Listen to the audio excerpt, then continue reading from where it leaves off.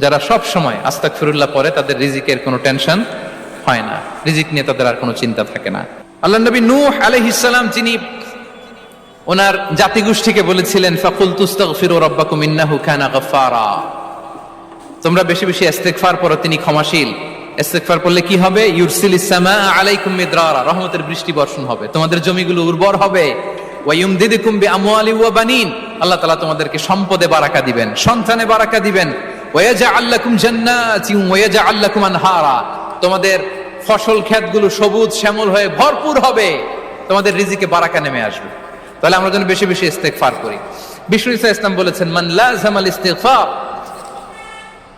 জাআলাল্লাহু লাকুম মিন কুল্লি দিকিন মাখরাজা ওয়া মিন কুল্লি হাম্মিন ফারাজা ওয়া ইয়ারযুকহু মিন হাইসু লা ইয়াহতাসিব, যে সব সময় ইস্তেগফার পড়ে তার কোনো টেনশন থাকে না, তার জীবনে দুশ্চিন্তা আসে না, আর এমন জায়গা থেকে আল্লাহ রিজিকের বন্দোবস্ত করে যেটা সে কল্পনাও করে নাই। সুবহানাল্লাহ। আমরা যেন বেশি বেশি ইস্তেগফার করি। আস্তাগফিরুল্লাহ এটা হচ্ছে ভেরি শর্ট ফর্ম অফ ইস্তেগফার, অথবা পড়তে পারেন আস্তাগফিরুল্লাহ আল্লাযী লা ইলাহা ইল্লা হুয়াল হাইয়ুল কাইয়্যুম ওয়া আতুবু ইলাইহি। সাইয়্যিদুল ইস্তেগফার মুখস্থ আছে না আমাদের? এটা যেন বেশি বেশি পড়ি। ইয়াকিনের সাথে যে সাইয়্যিদুল ইস্তেগফার পড়বে, যেই দিন পড়বে ওই দিন যদি মৃত্যু হয় সে জান্নাতি।